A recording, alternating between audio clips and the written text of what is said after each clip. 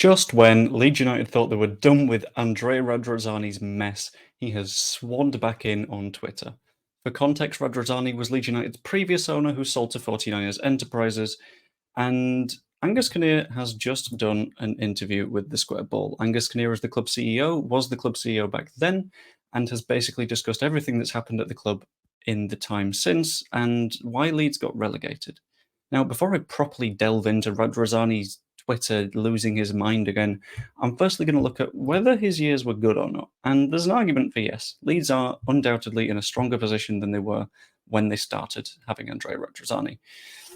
Now, we might still be in the Championship, but we had some good years. We had the Premier League. We've got a little bit more money now. We got a stronger squad. That's all fine. And he definitely likes to say this himself. We all did a good job for a few years. At the end, it didn't work. Nonetheless, the club is in good hands, and I'm sure we'll bounce back soon stronger.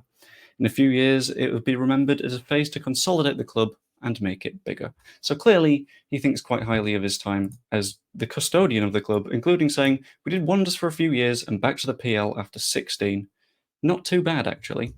Now, to be fair, yeah, didn't have a bad time running the club, at least until Jesse Marsh and then Javi Gracia and then relegation with Sam Allardyce, but that's all fine. Anyway, back to the Square Ball interview, in which there's discussion around what went wrong and whose fault it was, and Andrea Radrizzani wasn't really pulled into it too hard. There was a little bit of conversation around Andrea Radrizzani maybe not making the right decisions sometimes, but Kinnear was fairly soft, he was fairly political, he didn't want to go overly hard on his former colleagues, and that's completely fine. And technically, he has decided to take responsibility for the failure. If you have a look at this, that's the wrong one.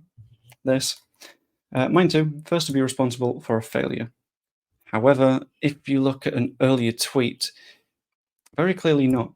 He says, "My good friend Angus Kinnear should have taken good responsibility of the contracts with the exit clauses, which I've never read, as for many other contracts and companies. That's what management is paid for." Now, that makes sense, except in the interview, Kinnear said that Radrizzani was ultimately, as the key stakeholder, responsible for reading through the contracts and making sure everything was fine. The two stories are not lining up, and in this case, I'm more tempted to take Angus Kinnear's side, partially because Radrizzani is very much main character syndrome. He likes to spend his time on Twitter, he likes to put himself out there, he likes to just make himself a main character, which is fine enough. He's a multimillionaire, sure, they all do that, but sometimes he has to just get off Twitter. Twitter is not a good place to kick off Andrea. Leeds fans had completely forgotten you existed. We were looking forward to a rebuild under Daniel Farke because Daniel Farke is the first managerial appointment we've gotten right since Marcelo Bielsa. And now you've just sort of made some noise again, and you didn't need to. Also, evidently, Radrizzani listens to the Square Ball, which I found quite interesting. But it's all sort of spiraling, and Leeds were having a nice calm period, and then Radrizzani decided to poke his nose in again. And he needs to just get off Twitter, to be honest. Get off Twitter, get off the red wine, go to a party. You're a millionaire. You can afford it. Outside of that, not too much drama in the interview. The interview basically consisted of explaining the strategy, what went on with players that went out, how Luis Sinisterra went to unnecessary measures or something of that ilk when he was pushing for an exit. But yeah, ultimately, I think it's quite good that Andrea Radrizzani's had this rant because it gives us something to compare to. You can say, Andrea Radrizzani may have just kicked off and gone nuts on Twitter again, but he's not our manager, not our owner anymore. He's gone, not our problem. Anyway, I'm going to leave it there. If you have any thoughts on the situation, pop it in the comments below.